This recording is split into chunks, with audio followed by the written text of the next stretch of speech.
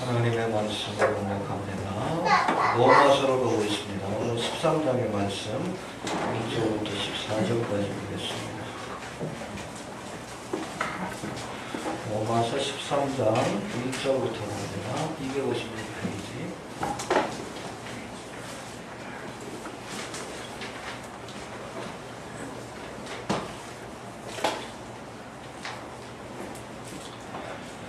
(1절부터) 14절까지 교독합니다. 각 사람은 위에 있는 권세들에게 굴복하라. 권세는 하나님께로 나지 않음이 없나니 모든 권세는 다 하나님의 정하신 바라. 그러므로 권세를 거스리는 자는 하나님의 영을 거스리니 거스리는 자들은 심판을 자취하리라. 관원들은 선한 일에 대하여 두려움이 되지 않고 악한 일에 대하여 되나니 네가 권세를 두려워하지 아니하려느냐. 선을 행하라. 그리하면 그에게 칭찬을 받으리라. 그는 하나님의 사자가 되어 내게 선을 이루는 자니라. 그러나 내가 악을 행하거든 두려워하라. 그가 분명히 팔을 가지지 아니하였으니 곧 하나님의 사자가 되어 악을 행하는 자에게 진노하심을 위하여 보호하는 자니라. 그러므로 굴복하지 아니할 수 없으니 너를 인하여만 할 것이 아니요 또한 양심을 인하여 할 것이라. 너희가 권세를 갖추는 것도 이를 인하리라. 저희가 하나님의 인물이 되어 바로 이들의 항상 쓰시니라. 모든 자에게 줄 것을 주되 공세를 받을 자에게 공세를 바치고 국세받을 자에게 국세를 바치고 두려워할 자를 두려워하며 존경할 자를 존경하라. 자자의 일에는 아무에게 주지 아무도 주지 말라. 남을 사랑하는 자는 율법을 다 이루었느니라.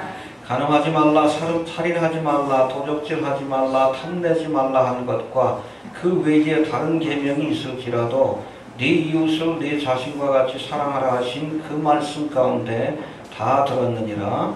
사랑은 이웃에게 악을 행치 아니하느니 그러므로 사랑은 율법의 완성이니라. 또한 너희가 이 시기를 알거니와 자다가 깰 때가 벌써 되었으니 이는 이제 우리의 구원이 처음 믿을 때보다 가까웠음이니라. 밤이 깊고 낮이 가까웠으니 그러므로 우리가 어둠의 일을 벗고 빛의 갑옷을 입자. 낮에와 같이 단정히 행하고 방탕과 술 취하지 말며 음란과 호색하지 말며 쟁투와 시기하지 말고 우리 주 예수 그리스도로 옷 입고 정욕을 위하여 육신의 일을 동원하지 마라. 해봅시다. 자다가 깰 때가 되었으니. 자다가 깰 때가 되었으니. 로마서 1장부터 11장까지가 구원의 도리를 설명하는 교리에 관한 말씀이라면 12장부터는 성도의 삶, 즉 그리스도인의 윤리에 관한 교훈이 기록되어 있습니다. 교리, 즉 우리가 복음의 도리를 깨닫고 구원의 은혜를 경험했다면 이제는 이것에 합당한 그런 삶의 모습, 즉 그리스도인의 윤리를 지키면서 살아야 합니다. 교리와 윤리가 일치돼야 돼요. 알겠습니까? 한마디로 우리의 믿음과 행실이 하나가 되어야 합니다. 믿습니까?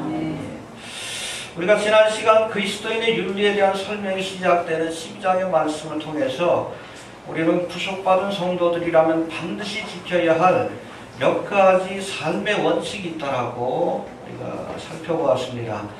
첫 번째, 우리 로마서 12장 1절에 보니까 우리의 몸을 하나님이 기뻐하시는 거룩한 산제사로 드리라. 그렇겠습니까? 해봅시다. 우리의 몸을 거룩한 산제사로 드리라. 거룩한 산제사로 드리라. 우리의 삶 자체를 하나님이 받으시기에 합당한 제물과 같이 드릴 수 있어야 합니다. 주님이 연락할 수 있는 삶이 될 수 있기를 바랍니다. 또 악한 세대를 본받지 말고 하나님이 기뻐하시고 선하시고 온전하신 뜻이 무엇인지 분별하라 라고 이렇게 권면하고 있습니다. 악한 세대를 본받지 맙시다. 그렇겠습니까? 세상의 철학과 사상, 여러분 이것을 따라가면 안 돼요. 자꾸 요즘 보면 동성애도 좋다 그러고 이것도 괜찮다 그러고 악한 세대입니다. 본받지 않게 되길 바랍니다. 또 하나님이 기뻐하시고 온전하시고 또 선하신 뜻이 무엇인지, 하나님의 뜻이 무엇인지 알기 위해서 애써야 돼요. 알겠습니까? 이처럼 우리가 하나님의 뜻을 분별하기 위해서는 먼저 우리의 마음이 새롭게 변화되어야 합니다. 욕심으로 가득 찬 생각을 가지고는 하나님의 뜻이 무엇인지 알 수가 없어. 아무리 종말과 심판에 관한 징조의 말씀을 주시고 시대의 징조를 하나님께서 보여주어도 우리가 깨닫지 못해요. 왜? 욕심의 눈이 어둡고 욕심의 귀가 어두워졌기 때문에 그래요. 이 땅이 좋거든. 이 땅의 삶이 좋아요. 그러니까 하나님의 나라, 천국과 심판에 관한 말씀이 귀에 안 들어오는 거예요. 우리의 마음이 변화되어야 합니다. 마음이 변하지 않으면, 내 심령이 거듭나지 않으면 하나님의 음성을 들을 수가 없어요. 하나님이 경고하시는 말씀을 들을 수가 없습니다. 또 우리가 하나님의 뜻을 분별하기 위해서는 하나님의 뜻이 기록된 말씀을 상고해야 합니다. 알겠습니까? 엉뚱하게 누가 무슨 계시를 받았다, 환상을 받다, 그런데 귀거리지 마시고, 여러분 하나님의 뜻을 알려면 어떻게 해? 하나님의 말씀을 봐야지. 성경이 무지하니까 우리가 자꾸 넘어지는 거예요. 알겠습니까? 이렇듯 주님의 뜻이 무엇인지 알았으면 이제는 구체적인 우리의 삶 속에서 하나님의 뜻을 실천하기 위해서 애써야 합니다. 이제 12장에 이어지는 13장에서는 이웃과 권세자들에 대한 올바른 믿음의 자세 앞부분에 나옵니다. 그리고 특별히 이 마지막 때를 살아가는 성도들이 갖추어야 할 그런 삶의 모습이 무엇인지 우리에게 교훈해주고 있습니다. 해봅시다. 자다가 깰 때가 되었으니 깨어나야 합니다. 깨어나야 합니다. 구체적으로 한번 살펴봅니다. 먼저 위에 있는 권세에 복종하라고 이렇게 말씀하고 있습니다. 1절, 2절 한번 봅시다. 시작. 각사는 위에 있는 권세들에게 복종하라. 권세는 하나님께로 나지 않으니 인간이니 모든 권세는 다 하나님의 정하신 바라. 그러므로 권세를 다스리는 자는 하나님의 명을 거스리니 거스리는 자들은 심판을 자취하리라. 예. 여러분, 모든 권세는 하나님께로부터 비롯된 것이니 하나님이 주신 겁니다. 아멘. 역사를 주관하는 권세가 하나님께 있어요. 이런 사람에게 권세를 주고 또 패하기도 하시고, 그 모든 것들이 하나님께서 가지신 권세요. 하나님께서 그것을 나누어 주신 겁니다. 이처럼 모든 권세는 하나님께로부터 비롯된 것이니 성도들이라면 당연히 이 권세에 순복해야 한다라고 말씀하고 있습니다. 즉 나라에서 정한 법을 지키고, 법을 지켜야 합니다. 또 국세를 바치고 국민으로서의 의무, 국방의 의무, 납세의 의무, 의무를 다하고. 할렐루야. 이처럼 하나님께서 세우신 권세에 순복하는 것이 곧 하나님께 순복하는 것이다라고 우리에게 말씀하고 있습니다. 디모데전서 2장에서는 여기에서 한 걸음 더 나아가 너희가 임금과 높은 지위에 있는 사람들을 위해 기도해라.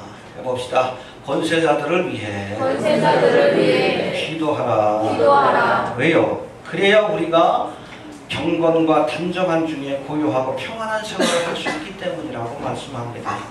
한마디로 말해서 나라가 평안해야 우리 그리스도인들도 평안할 수 있는 거예요. 알겠습니까? 어찌됐든 여러분 대통령을 위해서 기도해야 되고, 권세자들이 정치를 너무 잘할 수 있도록, 또 이 땅의 종교 지도자들, 특별히 우리 기독교, 우리 목사님들, 신앙의 지도자들이 바로 설 수 있도록 기도할 수 있게 되길 바랍니다. 이해가 되십니까? 이처럼 그리스도인이라면 국민으로서의 의무를 다하고 권세자들을 위하여 기도하며 법을 성실히 지키는 일에 앞장을 서야 합니다. 그러나 여러분, 이것은 어디까지나 권세를 가진 자들이 하나님의 뜻에 순종하고 자신의 권세를 남용하지 않을 때에 한해서입니다. 알겠습니까? 혹여 권세자들이 타락하여 하나님의 뜻을 거역하고 불의한 일을 명할 때는 우리가 그때도 순복해야 되는가? 아니요, 저항해요. 이해가 됩니까? 권세에 순복하라는 이 사도 바울의 권면을 받았지만, 이 로마 제국이 황제 숭배를 강요할 때에 이 로마 교회를 비롯한 초대교회 성도들은 여기에 저항을 했어요. 목숨 걸고 저항하다가 많은 사람들이 핍박을 당하고 순교의 길을 갔습니다. 여러분, 이 권세자들에게 순복하는 것도 저들이 권세를 주신 하나님의 뜻에 순종할 때만 그럴 수 있는 거예요. 그렇지 않을 때는 저항해야 합니다. 아니라고 이야기할 수 있어야 합니다. 믿습니까? 지난주죠. 우리 6월 26일에 미국의 대법원에서 동성결혼이 합헌이라는 판결이 내려졌습니다. 물론 그 전에 또 각 주마다 동성결혼을 그렇게 허용한 주가 있었지만 이제 아예 연방정부에서 동성결혼이 합헌이다라고 결정을 내려버렸어요. 그 뒤에 미국의 보수적인 기독교인들이 지금 여기에 저항하는 시민 불복종 운동을 벌이고 있어요. 우리는 따를 수가 없다. 하나님의 법을 지키기 위해서 연방법을 따를 수 없다. 시민 불복종 운동을 벌이고 있어요. 미국 정부가 하나님 주신 권세를 남용하고 불의한 일을 합법화시켰기에 여기에 저항하는 겁니다. 벌금을 내고 감옥에 갈 각오를 하고 저항을 하는 겁니다. 그래야 합니다. 여러분, 우리나라도 야당이 주도하고 있는 이 차별금지법이 통과되면 이제 동성애를 반대하고, 차별금지법이 뭐예요? 동성애를 차별하지 마라. 또 종교적 차별을 철폐해야 된다. 그러니까 뭐예요? 예수 외에는 구원이 없다고 설교하면 잡혀가는 거예요. 동성애가 죄라고 설교하면 잡혀가는 거예요. 하루아침에 기독교인들이 불법자가 되는 거예요. 저항해야 합니다. 알겠습니까? 또 현 정부와 여당이 주도하고 있는 이 원격 진료가 합법화되게 되면, 지금 메르스 사태가 결국에는 원격 진료로 가고 있죠? 아까 우리 전도사님도 말씀을 하셨는데 형님들이 의사니까 의료계에서도 이제 원격 진료가 이미 합법화되는 걸로 알고 있대요. 아마 가을이면 법안이 지금 상정이 돼가지고 여당에서 추진하고 있죠. 차별금지법은 야당이, 이 잘못하면 여당과 여당이 서로, 야, 너희 차별금지법 통과시켜줄 테니까 원격 진료 통과시켜줘. 같이 통과될 가능성도 있어요. 상황이 묘합니다. 우리 의료칩이라는 이름으로 사람들의 몸속에 칩을 집어넣는 거예요. 그거 뭐 베리칩입니다. 베리칩에다가 거기에 여러 가지 의료 분야에 필요한 그런 나노칩을 거기다 넣는 거에 불과해요. 핵심은 베리칩이요. 목숨 건 거 여러분, 이번 정부가 원격 진료, 베리칩, 삼성이 여기에 대해서 목숨을 거는가 뭐 다른 이유가 아니에요. 결국엔 이 베리칩 시스템을 선점하는 국가가, 그런 기업이 세계를 선도할 수 있다고 확신하고 있기 때문에 그래요. 대한민국 국민이 거기에 실험 모델이 되는 거예요. 원격 진료라는 명분을 가지고. 종말을 연구하는 많은 사람들이 이 베리칩이 바로 짐승이 표가 될 것이라고 얘기를 해요. 너무나 똑같기 때문에 성경에서 묘사된 말씀입니다. 아무튼 여기에 안 된다라고 우리가 말할 수 있어야 합니다. 예. 하나님 주신 권세를 위임받은 권세자들에게 우리가 순복해야 합니다. 그러나 이 권세자들이 저들에게 권세를 주신 하나님의 뜻을 거역하는 일이 발생하면 그리스도인들은 여기에 저항해야 합니다. 하나님의 권세에 순복하기 위해, 참된 권세에 순복하기 위해 불의한 권세에 저항해야 한다는 것을 우리가 기억하시길 바랍니다. 뭐 폭력적으로 저항하는 건 아니잖아. 아니다라고 이야기할 수 있어야 합니다. 순교를 각오하고, 감옥에 갈 각오를 하고, 벌금 낼 각오를 하고. 알겠습니까? 네. 또 두 번째 권면의 말씀은 우리 8절부터 나오는데, 이웃을 사랑하라고 말씀하고 계십니다. 우리 한번 8절부터 10절까지 봅시다. 8절부터 시작. 피차 사랑의 빛 외에는 아무에게든지 아무것도 주지 말라. 남을 사랑하는 자는 율법을 다 이루었느니라. 강등하지 말라, 살인하지 말라, 도적질하지 말라, 탐내지 말라 한 것과 그 외에 다른 계명이 있을지라도 내 이웃을 내 자신과 같이 사랑하라 하신 그 말씀 가운데 다 들었느니라.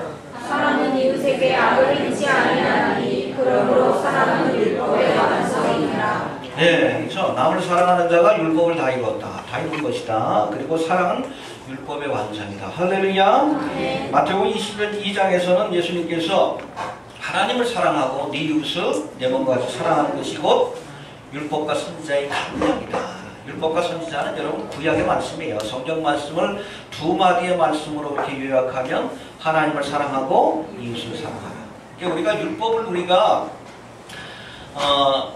10개의 계명으로 요약하면 그게 10계명입니다. 근데 이 10계명을 다시 2개의 계명으로 요약하면 하나님을 사랑하라, 네 이웃을 내 몸과 같이 사랑하라. 이것이 율법과 선지자의 강령이다. 핵심되는 교훈이다라고 말씀하고 있는 겁니다. 할렐루야.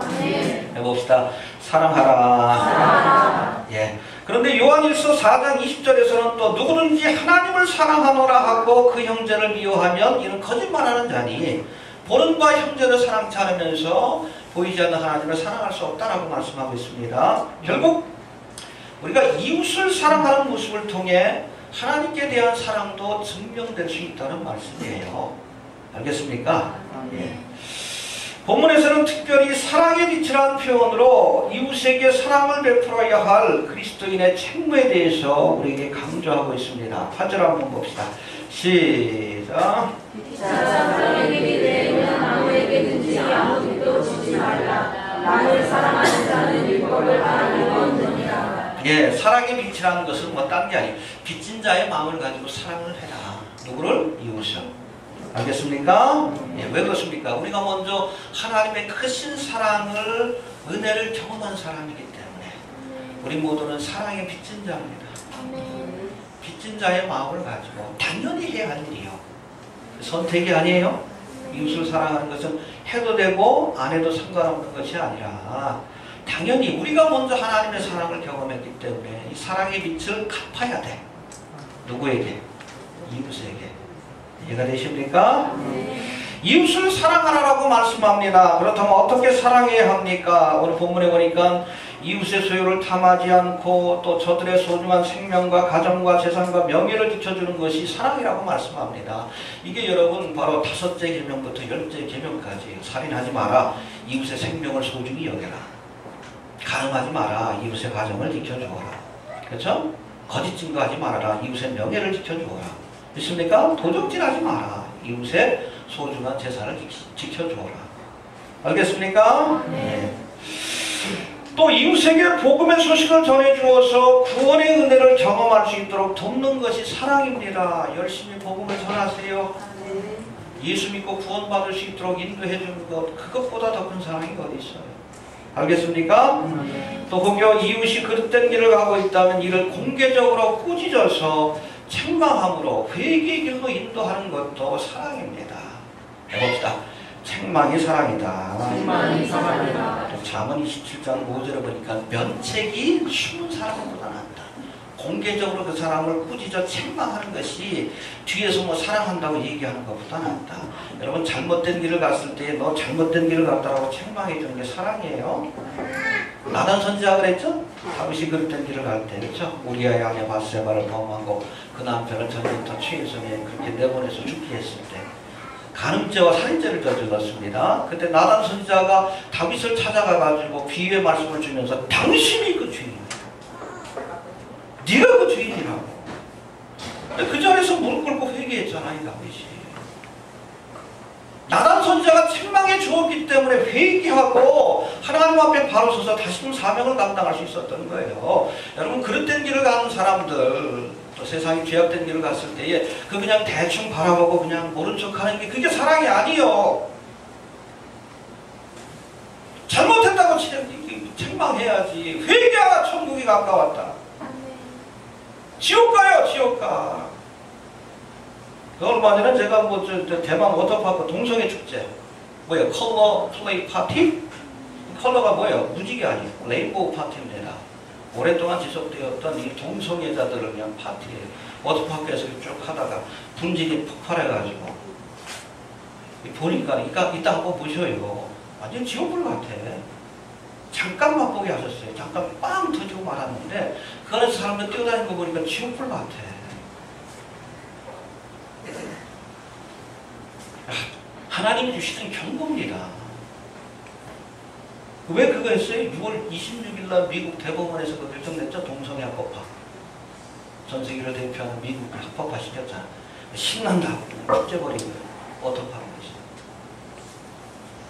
하나님 주신 경고예요. 하나님 주신 마지막 경고다. 그 얘기하지 않으면 안 된다.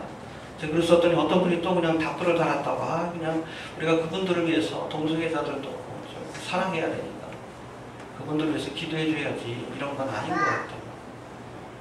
아니에요. 죄를 책망해 주는 게 사랑입니다. 죄라고 지적을 해줘야지. 여러분 로마서가 복음을 설명하죠? 복음을 설명하면서 1장에서 제일 먼저 다룬 게 뭐예요? 기억나십니까? 죄에 대해서 다뤘어. 이 죄로 인해서 지옥 갈 수밖에 없는 우리의 그런 현실적인 현존의 모습을 깨달아야 대속의 은혜가 얼마나 귀한 것인가를 우리가 알게 되는 거예요. 죄인이라고 책망해줘야 합니다. 회개하지 않으면 지옥 간다고 책망해줘야 돼요. 예수 천당 부신 뒤요. 저쪽에서 쓰나미가 밀려오는데 하나님의 재앙과 심판이 다가오는데 평안하다 안전하다 요즘 교회들이 그러잖아. 뭐하는 짓이요? 하나님의 심판이 임박했는데 책망해야죠. 외쳐야 합니다. 그게 사랑이에요. 이해가 됩니까?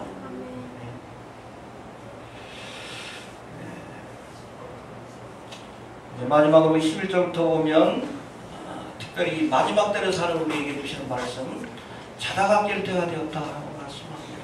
할렐루야.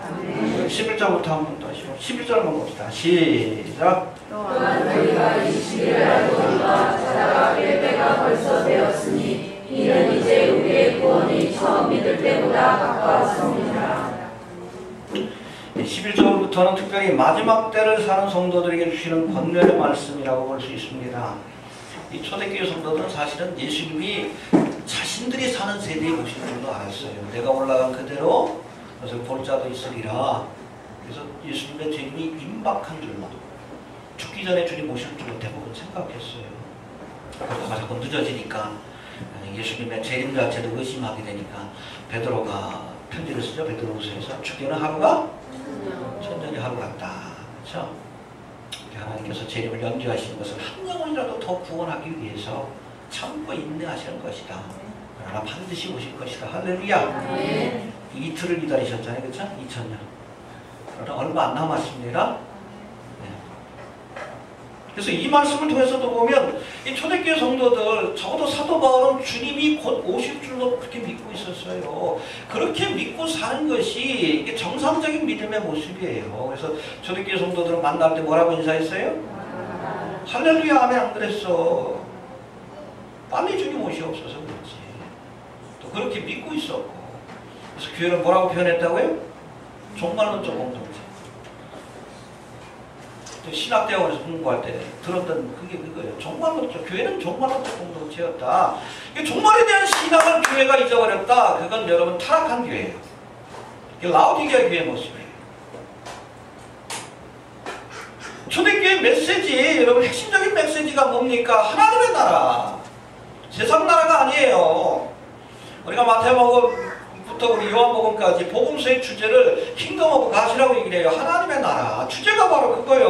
복 있는 사람, 심령에 가는데 복 있는 천국이죠. 이것이 팔복수에도 보면 천국과 하나님의 나라에 대해서 좀 얘기를 하지. 세상 나라가 아니에요. 잠시 있다 가는 겁니다. 그렇죠? 나그네와 행인과 같은 너희를 권하노니 사도 베드로가 얘기를 하잖아요. 지나가는 거예요. 돌아가야 될 동향이 있는 거예요. 제가 늘 얘기하죠. 우리가 잘 먹고 잘 살려고 예수 믿는 거 아니에요? 잘 죽으려고. 알겠습니까? 잘 죽으려고 예수 믿는 거예요. 근데 교회가 타락하니까 맨 그냥 종말과 재림에 대한 메시지를 잃어버렸어. 핵심을 잃어버려. 하나님의 나라. 입술로는 천국 하는데 여기가 좋사오니 그래. 여기가 좋사. 종말에 대한 메시지를 싫어하지. 여기가 천국 같은데.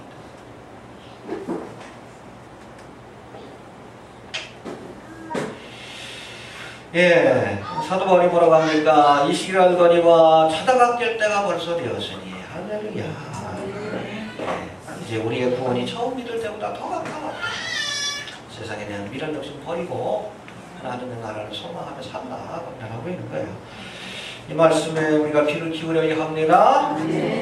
우리 초대교회 당시 이 글이 쓰여질 당시보다는 훨씬 더 주님의 모습이 다 가까웠잖아. 그렇죠? 그래서 우리가 이미 주님이 초림하신 그 순간부터 말세가 시작이 되었지만 지금은 말세 가운데 말세 스만이라고 얘기를 하는 거예요. 더 이 말씀에 귀를 기울여야 합니다. 한번 다시 한번 살펴봅시다. 11절 다시 한번 봅시다. 시작. 또한 너희가 이 시기를 알거니와 찾아갈 때가 벌써 되었으니 이는 이제 우리의 구원이 처음이 될 때보다 가까웠으니라. 예, 첫 번째 주신 말씀은 이 시기를 알라. 이 시기를 알거니와 봅시다. 이 시기를 알아. 이 시기를 알아. 네. 뭐 할 때인 줄 알아야 합니다. 우리나라만 해도 철든다 그러지. 자기가 뭐 할 때인 줄 아는 것. 나이가 들어서도 어린애처럼 행동하는 사람이 없어. 철없다 그러잖아. 뭐 할 때인 줄 아는 게 철드는 거예요. 어릴 때 할 일이 있고 학생 때 할 일이 있고 장성에서 해야 할 일이 있고 그렇죠? 이제 나이가 들어서 주님 앞에 갈 때가 되면 그때는 또 우리가 죽음을 준비하고 인생을 마무리 지어야지. 근데 머리가 희끗희끗하고 우리 와도 주님 오실 날에 가까운데 아직도 그냥 청바지 입고 빨간 티 입고 청춘인 줄 착각하는 사람들이 있어. 철이 없는 거예요. 뭐 할 때인 줄 알아야 합니다. 지금이 어떤 때인지 시대의 징조를 통해서 알길 바랍니다. 말세지 말이에요. 전쟁과 지진과 기근과 모독의 소식이 들려오고 있고 마지막 때는 소돔의 때와 같고 또 롯의 때와 같고 노아의 때와 같다고 했는데 그런 시기를 우리가 살고 있잖아. 롯의 때의 특징이 뭐예요? 동성애예요.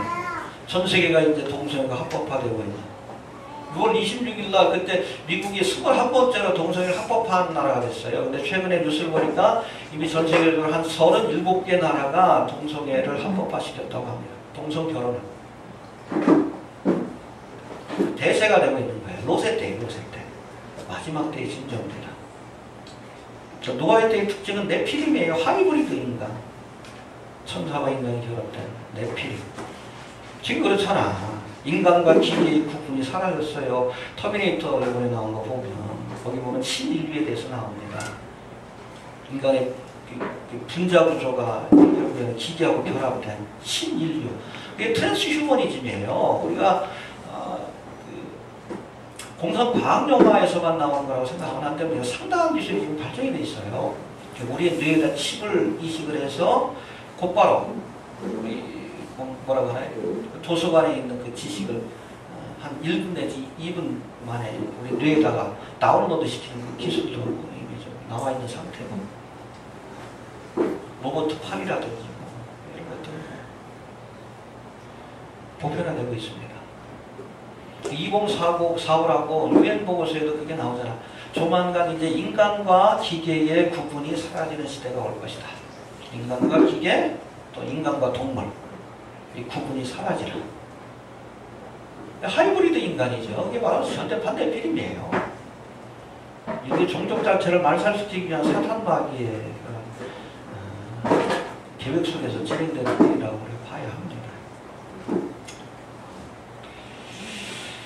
여하튼 이 시기를 압시다. 철없이 행동하면 안 돼요. 역사의 마지막 때예요. 성경에서 말씀하고 있는 역사의 마지막 때입니다. 알아야 합니다. 해봅시다. 알아야 한다. 알아야 한다. 알아야 준비하지. 또 두 번째, 이 시기를 알거니와 자다가 깰 때가 되었으니 해봅시다. 자다가 깰 때라. 자다가 깰 때라. 졸다가 잘 때가 아닙니다. 자다가 깨어야 합니다.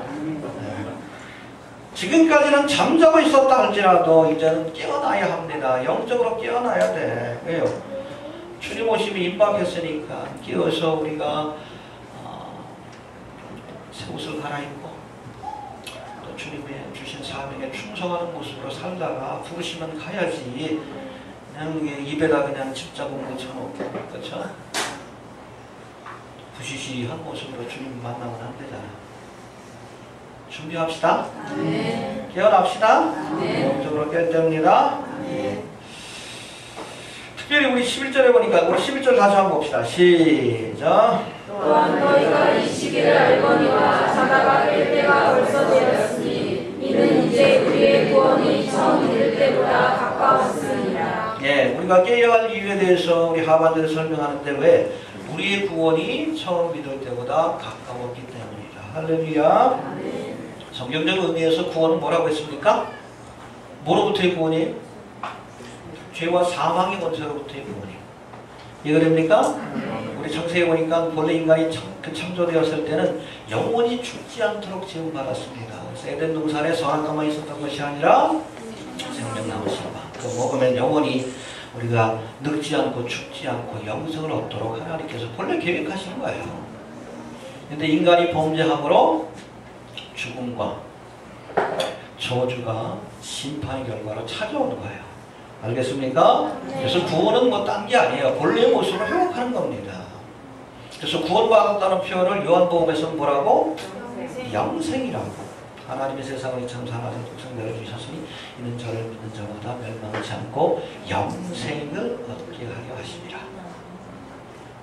본래 가졌던 영원한 생명, 이터널 라이프라고 해요. 예수님께서 십자가에서 죄와 사망의 원수를 이기신 거예요.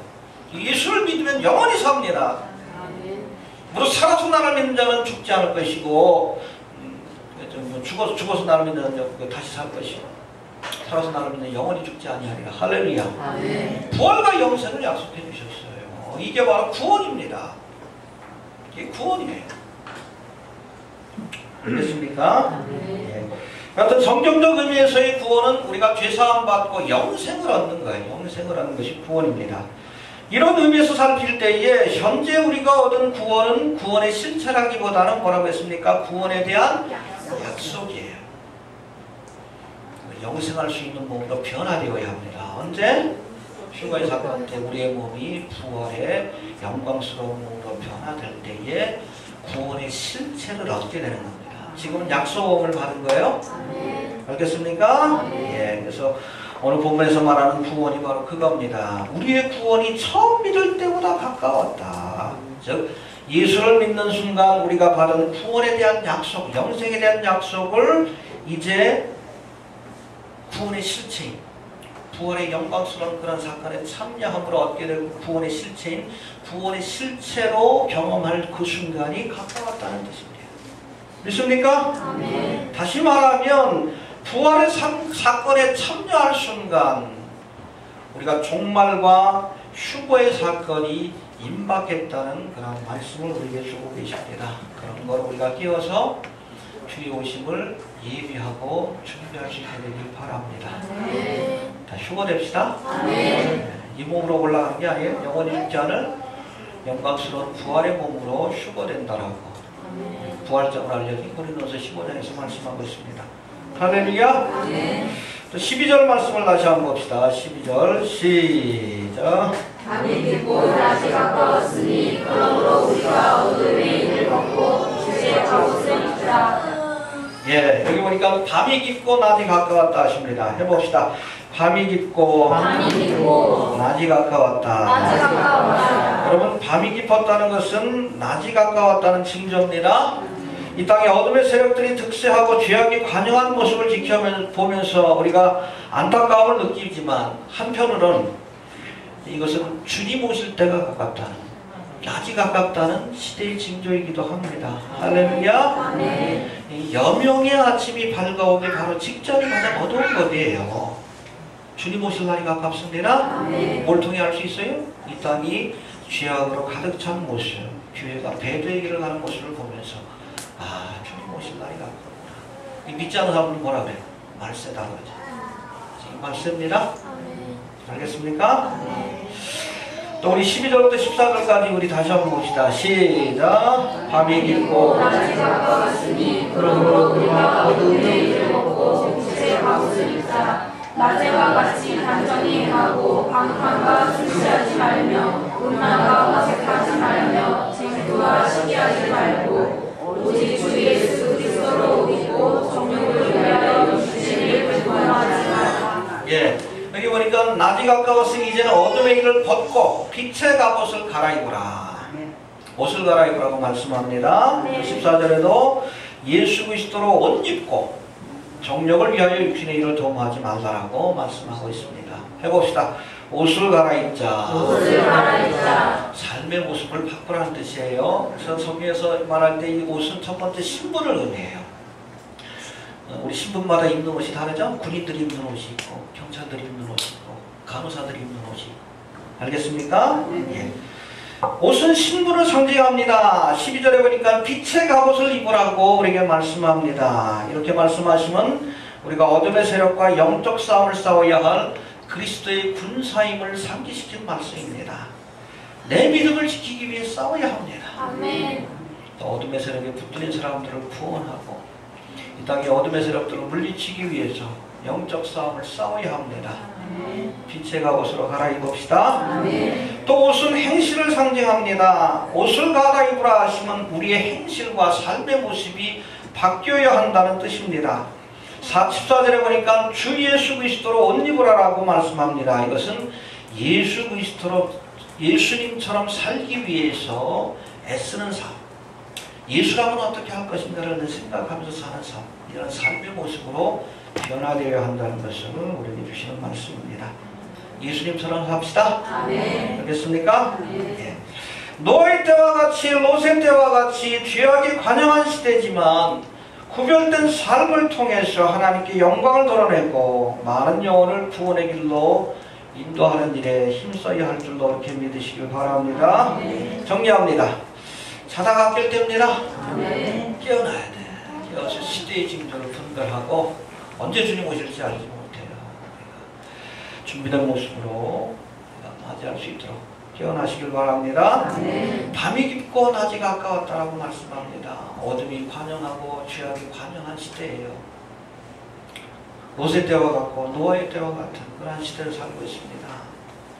한편으로는 이것이 주님 오실 날이 가까운 그런 마지막 때의 징조인 것을 기억할 수 있게 되기를 바랍니다. 예, 이제는 어둠의 일을 벗어버리고 빛의 갑옷을 갈아입을 수 있게 되기를 바랍니다.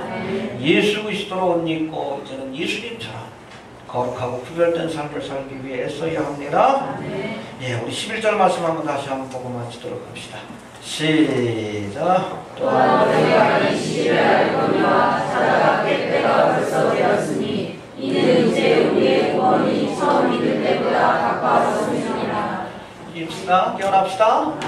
자다가 깰 때가 되었습니다. 예, 주신 말씀 붙들고 다 같이 한번 동성으로 기도합니다. 하나님 은혜를 감사합니다. 이 시간 넘어서